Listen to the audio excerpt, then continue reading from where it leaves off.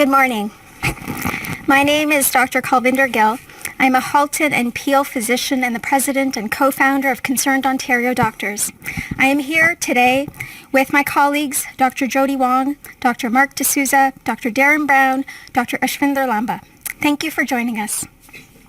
On April 1st, Ontario's 29,000 physicians entered our fifth year without a contract. This is unprecedented not only here in Ontario, but in all of Canada. Today, we are amidst the worst healthcare crisis Ontario has ever seen. This did not happen overnight.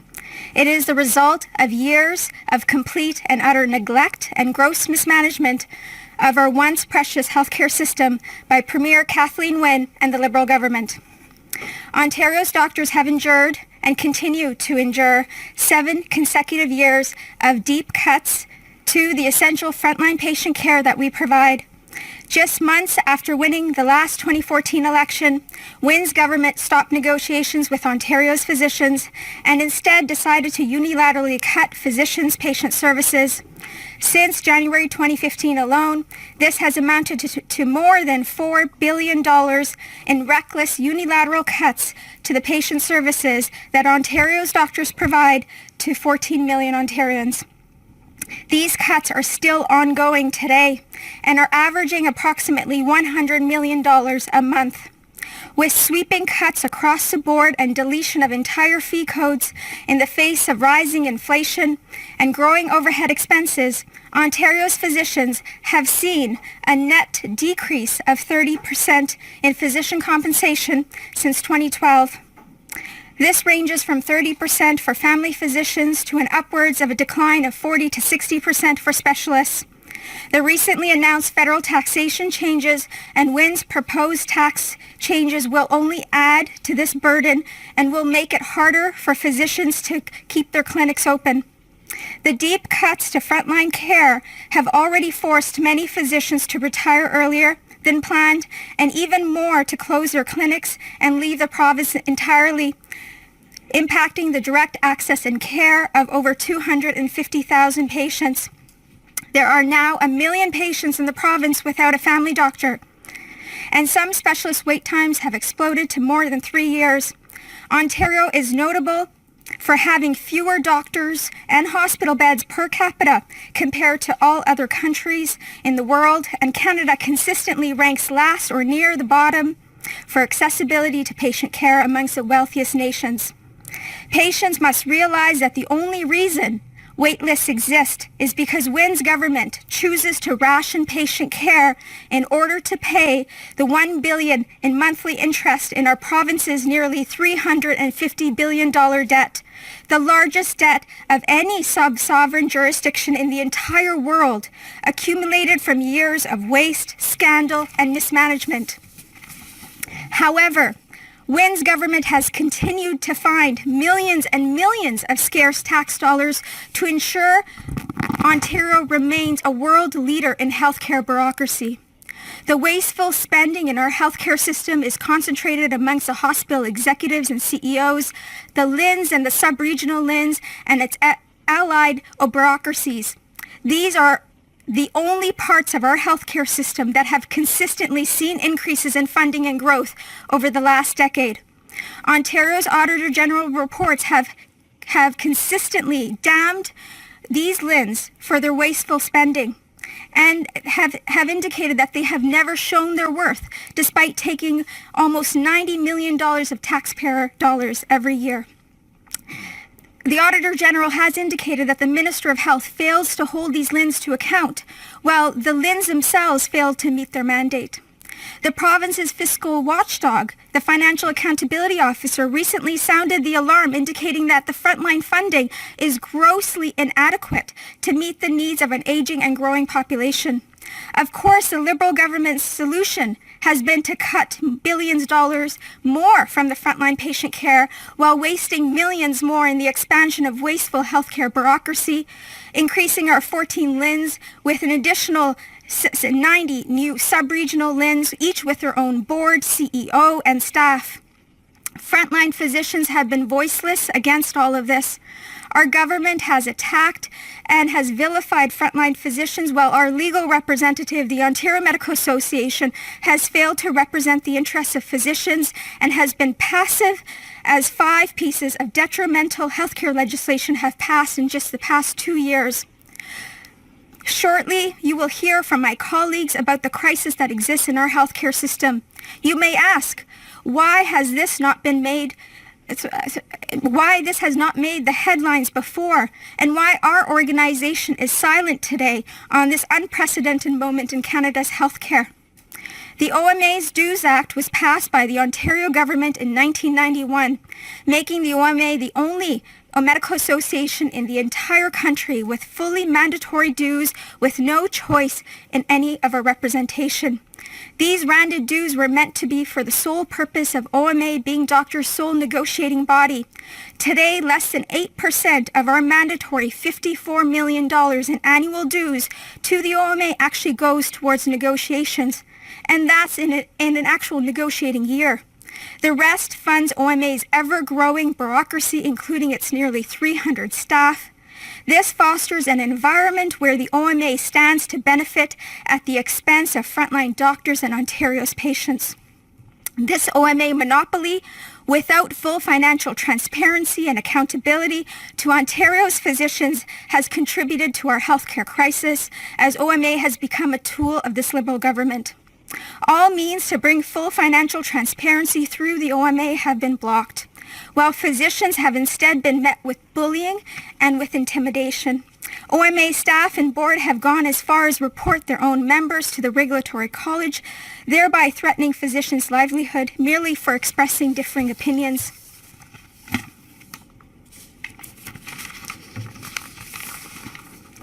Recently, the OMA made sweeping undemocratic bylaw changes without any consultation with its membership, and soon plans to implement a code of conduct policy to suppress physicians' free speech. In a recent survey of Ontario's physicians, it is no surprise that 76% report they do not trust the OMA, 95% want full financial transparency, and 88% want a fully independent forensic review of the OMA. Concerned Ontario doctors recently launched a petition to bring about democratic reform, full financial transparency, means of accountability, protection of free speech, and voluntary dues to the OMA. The petition thus far has been signed not only by thousands of physicians, but by thousands of patients, calling on the government to undertake a fully independent forensic review of the OMA overseen by a retired judge. Today, we will also submit a request to the Auditor General to conduct a value for money audits into the 2 corporations under the OMA umbrella that receive public funding. The Ontario MD, which oversees the electronic medical records for the province, and the Institute for Quality Management in Healthcare, which oversees lab services. Physicians' efforts to gain full financial accountability on these millions in public and physician funds have been blocked by the OMA, while numerous cross appointments exist amongst these organizations. We hope the Auditor General is able to bring full clarity and ensure scarce taxpayer dollars are being spent wisely. You will soon hear from my colleagues about the Ontario Liberals' desperate attempt to co-opt Concerned Ontario Doctors Care Not Cuts campaign slogan and fill a budget with more empty promises. These promises will not solve our healthcare crisis. This government has proven that it cannot be trusted.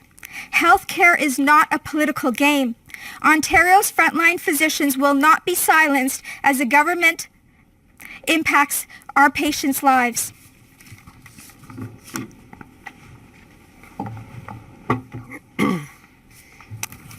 Good morning. My name is Dr. Jody Wong, and I have been a family physician in Kitchener, practicing now for 27 years.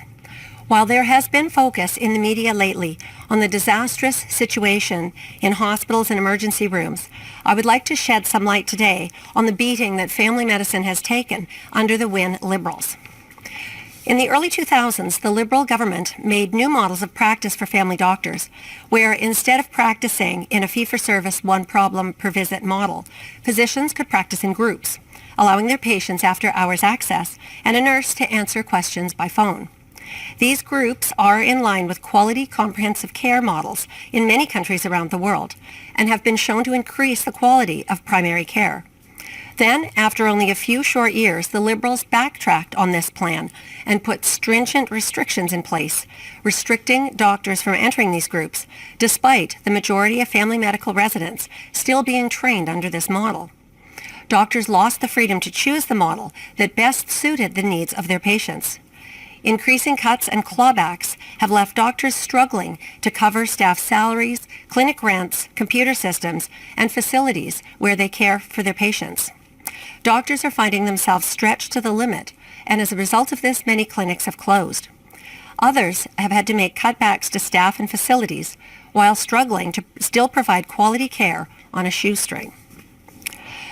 So after creating a mishmash of primary care models and then backtracking on their decisions, the Liberals took the chaos one step further and, without any consultation with family doctors, simply gave sweeping powers to the bureaucratic LHINs with Bill 41, erroneously named the Patient First Act.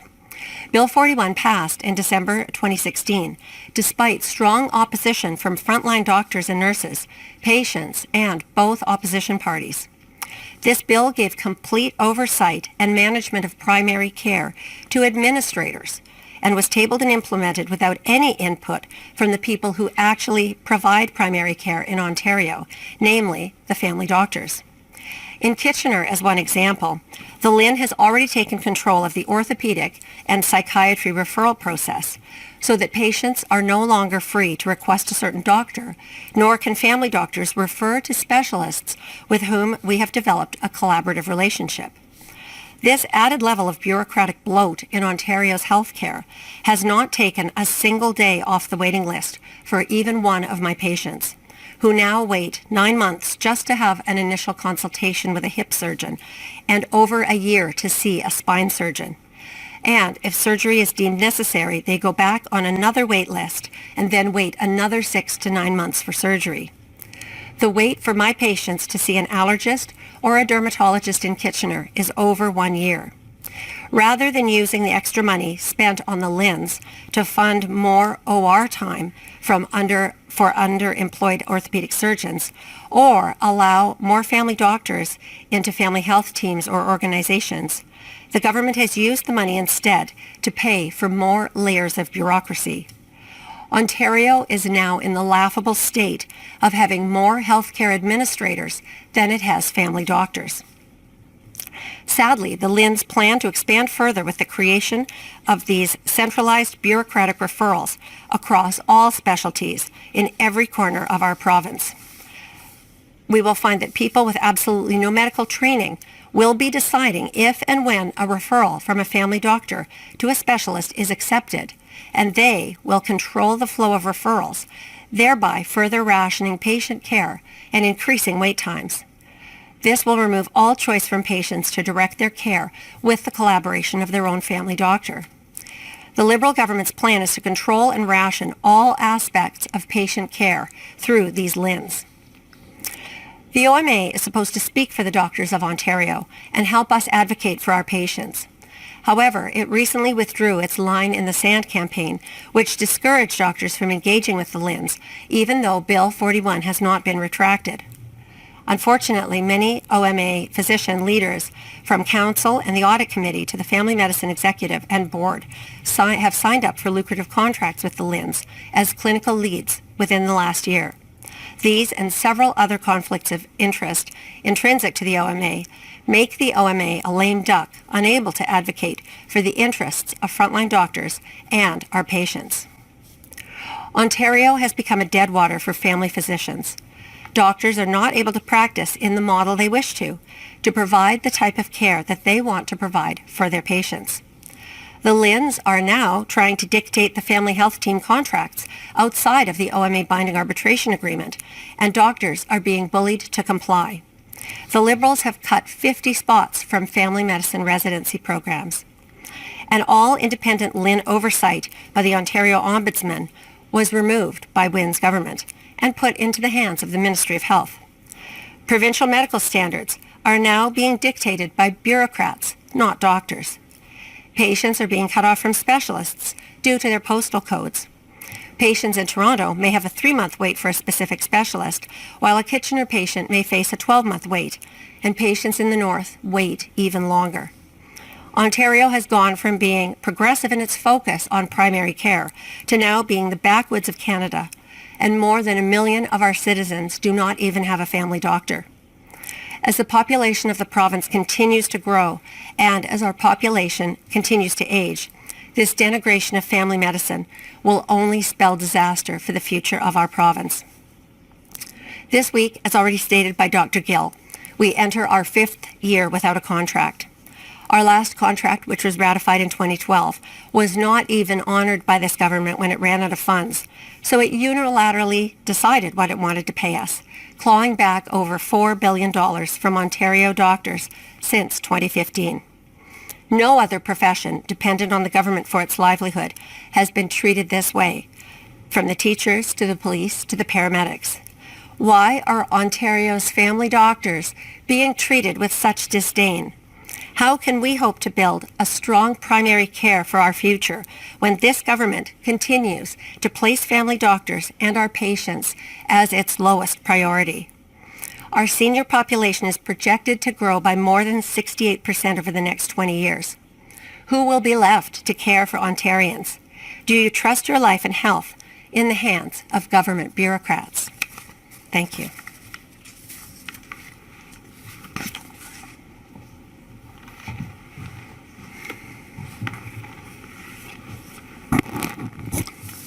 Fool me once. Well, you know how the saying goes. My name is Dr. Mark D'Souza. I'm an emergency room doctor and former palliative care physician. I'm also a hallway medicine specialist. My time as an ER physician at Humber River Hospital, old and new, exemplifies the government's vote-buying scheme. They spent billions of dollars on hospital infrastructure, but how much of that money actually reached patient care? Patient volumes and wait times ballooned when we moved in. Despite a promise of no waits, sub-waiting rooms had to be created. At times, the hallways were overflowing with patients on stretchers as far as you can see.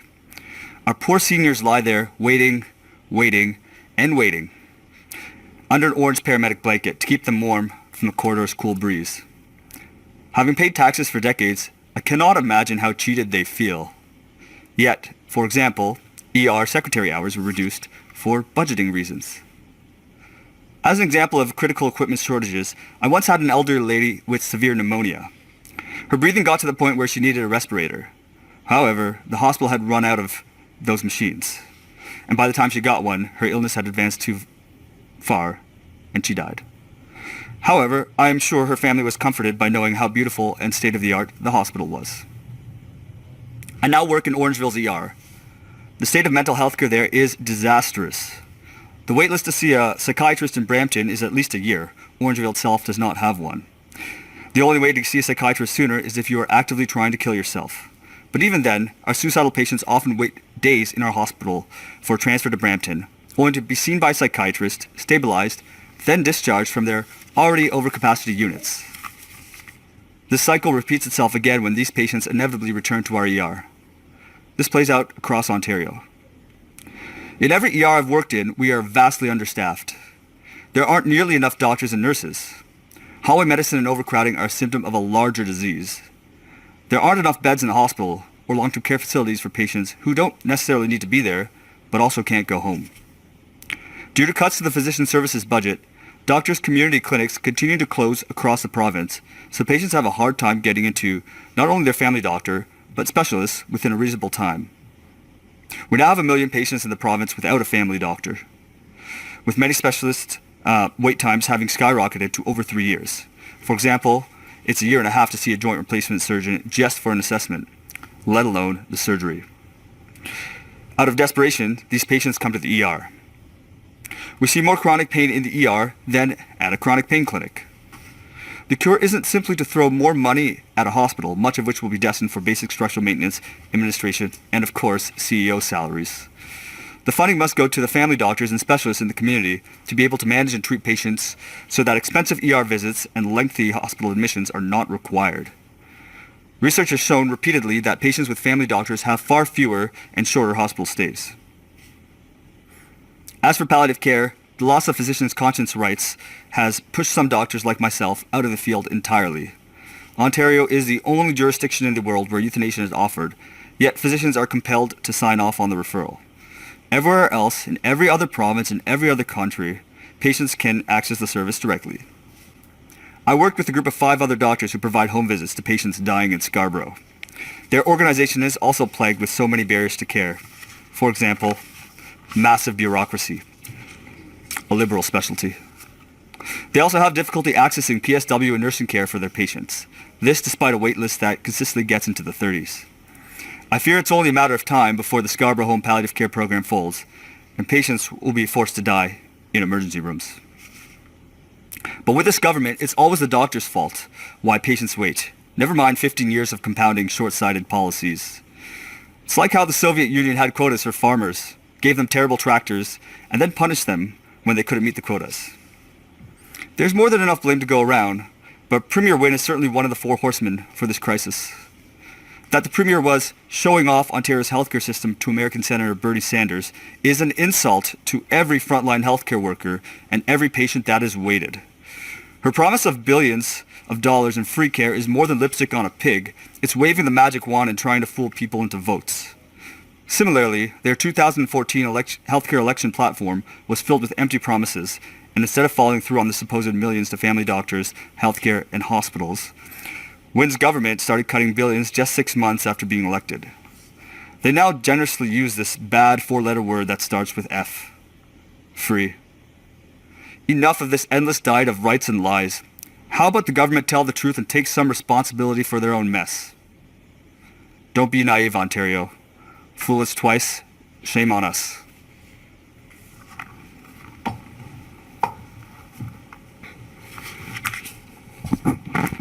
Good morning. Thank you for joining us today. My name is Dr. Darren Brown. I speak today as a surgeon who has been working in practice in the Toronto region for the past 16 years. The time has come for the frontline doctors of Ontario to call out the subterfuge that has characterized the discussion of healthcare in Ontario. We are here on our own time. We are speaking on behalf of the majority of frustrated and fatigued physicians whose voice has not yet been heard. After 15 years, the Liberal government has overseen a healthcare system that is spiraling downward. Spending in wanton fashion, this has left patients in beds stranded in hallways, wards and ORs have been shuttered, and wait lists have continued to climb. Through all this, Ontario physicians have been vilified and demeaned by this government as being the source of the problem. Forget that there has been a 4 times increase in senior healthcare bureaucracy since this government has taken office, and an exponential increase in its support staff. To what end has this increasing bureaucracy ever increased efficiency and value in healthcare? The answer to that is never. Ontario's doctors, as you've heard, have now been without a contract for almost 5 years. Billions have been cut from frontline care.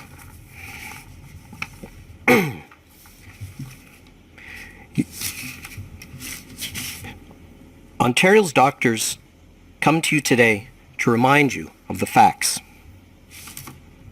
Your doctors have been telling the government for years more funding is needed for frontline care. Instead, no one has met with us. No agreements have been reached, and doctors have been effectively silenced. Community-based doctors have an average of 4 employees per office and contribute to the small business economy of this province. Unilateral cuts have harmed our ability to staff and support our offices. When we complained to this very government, in this very building, we were met by arrogance and laughter by the MPPs. I am here to say that we have not forgotten the way this government has utterly failed to manage healthcare in this province, and your physicians have not forgotten the ill treatment dispensed to us and our patients. Ontarians will not be blinded by the strategic promises of 11th hour funding for programs that this government had 15 years to provide for, and now promises to provide money which we do not have. Doctors will not stand by and allow this to continue for not a day more. We diagnosed this government with a terminal illness. for which the only cure, as we say in surgery, is exenteration. That is, the complete removal from office. Thank you.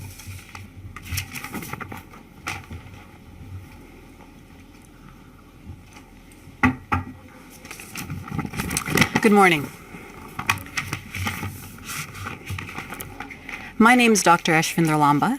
I'm a family doctor who practices in Brampton and Etobicoke. I would like to take a few minutes to address physician burnout, mental health, and suicide. The Wynne government clearly does not think physicians are human. In October of 2015, hundreds of physicians made the time to march down to Queen's Park in their scrubs to witness question period and a vote on a motion to restore essential healthcare funding. During question period, the NDP health critique, Madame Gilanis, made a statement that doctors are human, and in response, the Liberal MPPs laughed and heckled her as the physicians in the gallery could only look on. After they left, all the Liberal MPPs arrogantly voted down the motion that both opposition parties had supported. Concerned Ontario doctors surveyed the province's physicians in September 2017. 63% reported burnout. That is 2 in 3 physicians. Burnout quickly leads to anxiety, substance abuse, depression, and suicide. This is an alarming public health risk which usually would concern the government. Strangely, the Wynne government supports that first responders should be compensated for experiencing PTSD, such as paramedics and nurses. Why are frontline physicians any different? An astonishing 81% of doctors report feeling attacked or vilified by the Ontario government, and 70% by the Canadian government. How are physicians to cope in a system when the source of the conditions leading to the burnout, depression, and suicides is the government itself? Especially when the government fails to not only address it, but even acknowledge it. Of all professionals, medical doctors have the highest suicide rate. It is more than twice that of the general population. Think about that for a minute. Doctors kill themselves at a rate that is more than twice that of the general population. We have to work in a fast-paced and stressful work environment where we know, especially when a situation is dire, one mistake could result in a disabled or dead patient. As a family doctor who works in labor and delivery, I constantly remind myself that if I miss a red flag, I can be liable if something happens to that mother or baby. Life and death is literally in our hands. We're also one of the most overworked. Full-time physicians work more than the average 40 hours a week, at all hours, day or night. Physicians now must spend at least 2 hours on unpaid administrative tasks for every hour spent providing direct patient care. That is done outside of clinic hours. Most doctors are also expected to teach medical students and residents, fit in urgent patients before, during, and after our regularly scheduled clinics, be able to wake from 1 hour of sleep at 4 a.m. in the morning to do an emergency surgery and actually be alert enough to do it safely, and then see patients after that overnight shift, after we have to drive there without getting much sleep. Some of us have been on overnight call every week for years because there is no one else to cover. There are specialists who live in the north who are on call 24/7 all year round and only get a break when they can find a locum, which is nearly impossible with the healthcare cuts. Though we live with these realities hanging over our heads, most of us love our jobs. We have dedicated decades of training and sleepless nights of call to care for society. However, when the Liberal government lies to our faces about how they value and support us, while in the same breath calling us lazy, greedy, and eye candy to the public and the media, it results in a demoralized and devalued profession. When the government takes away our basic charter rights and freedoms granted to every other citizen in our country, including our rights to privacy, due process, presumption of innocence, and freedom of conscience, it results in dehumanization. There is no other profession in recent history that has taken such large blows to our reputation, our compensation, and our well-being. Patients, understandably frustrated with increasing wait times to see specialists and finding a family doctor, are often taking it out on the system and doctors on the front lines. Doctors have been on the receiving end of escalating verbal and physical abuse and threats, as well as threats to their career and reputation. It is much easier to blame us as we are accessible, unlike the faceless Lynn bureaucrats and many of our MPPs who we are not able to meet with. The Wynne government continues to waste scarce tax dollars on expanding healthcare bureaucracy. Ontario now has more bureaucrats in our healthcare system than family doctors. LHINs are actually now trying to implement a centralized referral system that would have family doctors submit all consults to the LHINs, and the bureaucrats would determine if and when a patient is referred to a specialist and who that patient will be assigned to, despite having absolutely zero medical training. The government is impeding on the patient-doctor relationship and bureaucratizing healthcare, with more and more administrators to strip physician and patient autonomy and privacy, to ultimately ration patient care. The Wynne government has wasted $8 billion on attempting to implement a province-wide EMR. Despite billions wasted, one does not exist. Rather, individual doctors pay for their own individual EMRs, which are not linked and are not able to communicate with one another. If we had such a system, we could access documentation and up-to-date medication lists within seconds. Coordination of care would be more efficient and cost-effective. The government would work with us to make us do our jobs better rather than more difficult. But as we know, the Ontario Liberals really don't care about cost or health outcomes. The Ontario Liberals do not think doctors are human, but we are. Mental health conditions are as common, if not more so, in the physician population, as supported by the high rate of suicide, with barriers to receive care. Getting help is even more difficult for physicians, as we are perceived to be the ones to treat depression, not have it. When we fill out the application to attain our independent licenses after residency, there is a question asking one to reveal any time off due to any medical reason. No wonder many will simply never get the help they need in fear of it affecting their ability to practice ever again. As a profession, we are in crisis. We have reached out to this Liberal government, but rather than work with the province's doctors, it is actively working against us and our patients. Thank you. Thank you, Dr. Lamba. We want to end with a very simple message for all Ontarians. This election is at a critical time. Our healthcare system is in crisis, and it is time for every Ontarian to become a fierce advocate for your and your family's medical care. Wynne's government has shown their deep desire to care for Ontario's patients through years of reckless cuts to primary care, specialist care, surgical care, nursing care, palliative care, mental health care, addiction care, long-term care, emergency care, autism and pediatric care, seniors care, northern care, and rural care, health care. One thing is clear.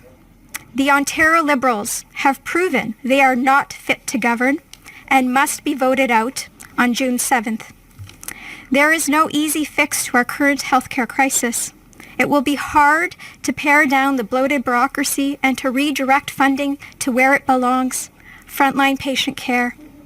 It will require respectful and open collaboration with doctors and nurses in the trenches for innovative solutions to ensure patients receive timely and quality care that is evidence-based. We call on both opposition parties and all PC, NDP, Green, and Independent candidates to make a critical healthcare pledge for the future of Ontario's healthcare. We ask you to pledge to 1.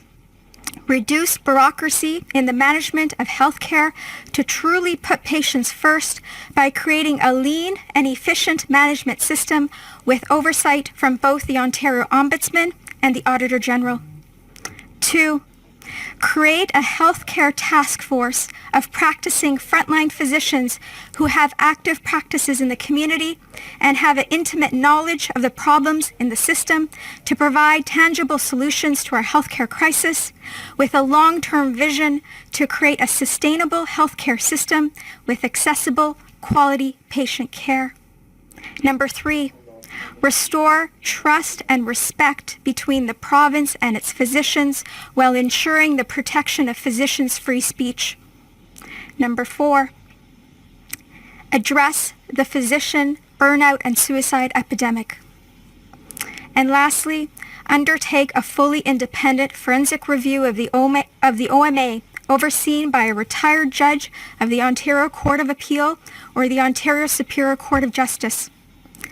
Lastly, we ask all Ontario patients to join us in demanding care, not cuts, to truly put patients first. Thank you.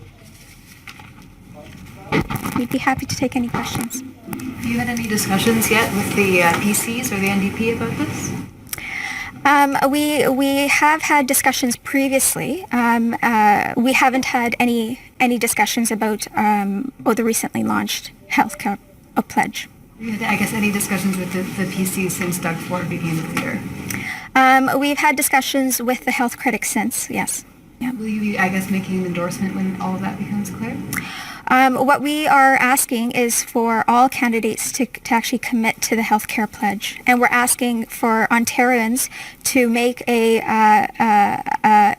informed decision for the future of their healthcare while ensuring that the Wynne government is actually removed from office. Do you have any confidence in the arbitration that is going on right now? We don't. Absolutely not. So the arbitration agreement was ratified in June of 2017. Discussions for the mediation did not begin until November of 2017. OMA informed their members that mediation ended in February, and the mediation platform actually didn't make any headway. The government's position was actually even more far removed from what its position was in the summer of 2016 in the contract that we voted down.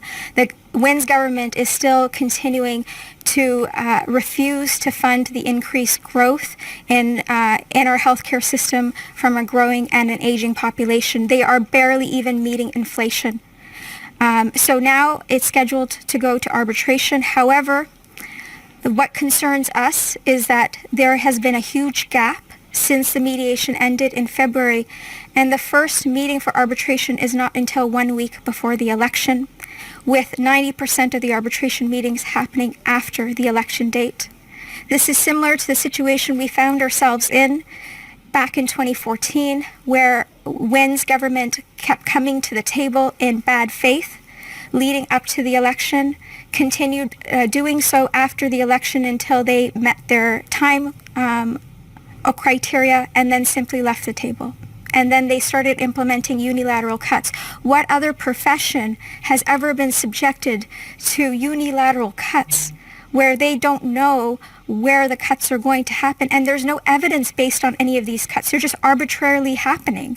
So there's many decisions the government has made which have actually cost the healthcare system far more and have actually led to much greater patient suffering, because there's no logic, there's no consultation with those that are actually providing the care. And that's where this government has lost its way.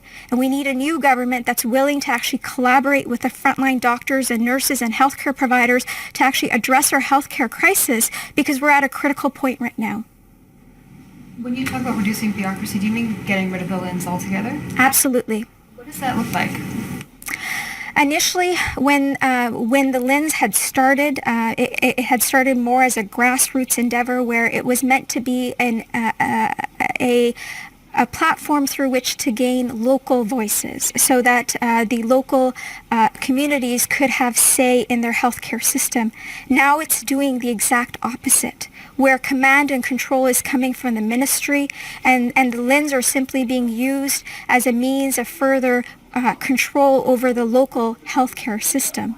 So I think we need to go back to the grassroots form where we have local boards which are volunteer run by local physicians and by patients and by patient advocates. We need to go back to the grassroots endeavors as opposed to this bureaucratic layers that we keep expanding that have no evidence and that are actually rationing patient care. Can you imagine that the goal of Wynne's government is to ensure that the LHINs are involved in every aspect of your care from beginning to end? That's their goal. They want to involve it in every aspect of your care. Nowhere in the world has it ever been shown that increasing healthcare bureaucracy ever improves patient outcomes, ever improves patient wait lists. It actually does the counter. And at a time where we have such scarce healthcare dollars, we're wasting millions and millions. There's still no price tag assigned to these sub-regional LHINs that were created. There were very lucrative contracts sent out to the LHIN leads, to the sub-LHIN leads, to the CEOs and the boards, but we still don't have a price tag on that. I think it was Dr. Wong who said there were more healthcare administrators than family doctors. Can you explain that statistic? So when you take into account the LINs, so that stat was also before the sub-LINs were created. So now that number is even more skewed in terms of the bureaucrats. But at that time when the number was calculated, it was for the LINs, for CCACs, because at that time they hadn't been amalgamated into the LINs, even though now they've just been combined, but there's actually been no reduction of overall healthcare bureaucracy. Actually, the opposite has happened. It includes Cancer Care Ontario. It includes it also includes Health Quality Ontario. So it includes all of these bureaucratic layers. I would say we can also include Ontario MD into there as well, because they do get public dollars, and they are another form of healthcare bureaucracy. I mean, it doesn't sound as if you have a lot of faith even that the Ontario Medical Association, the body that's designed to represent you, has your best interest at heart. Can you talk a little bit about the forensic audit that you would like to see of the OMA and your lack of faith in that organization? Absolutely. Actually, ironically, all of us had been on OMA council at some point before we had actually resigned. And back in 2017, there was I had been on council for approximately two years before I had resigned, but back in 2017 we actually led a grassroots movement to take over half of council. We thought that getting frontline doctors in there, getting our voices heard, was all we needed to ensure that this organization would begin to actually represent the interests of physicians. Once we got there, we realized that that was never the problem. Once we got there, we realized the reason change never happened. It's because motions that would actually bring about transparency to these finances were blocked from being submitted. Motions that would ensure there were no conflicts of interest.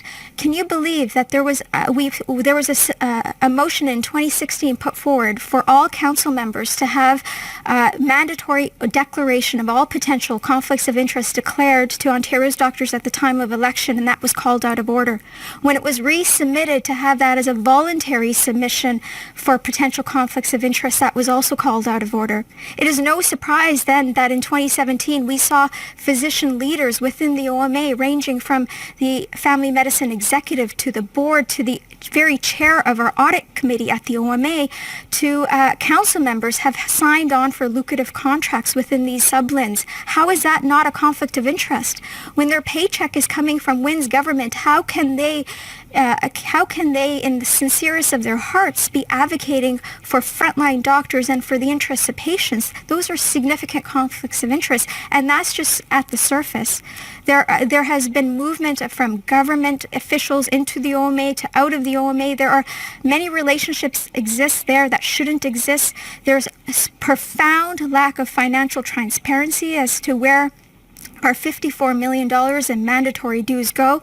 In these past 5 years, we have been without a contract. We have still been forced to pay the OMA over $250 million in mandatory dues. Where has that gone? The financial reports are extremely vague. There is no record made public to Ontario's physicians about the honorariums paid for all the physicians that serve on the various boards and committees and the executives and council.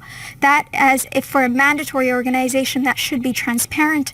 We have a mandatory organization where we cannot even elect our president and our president-elect.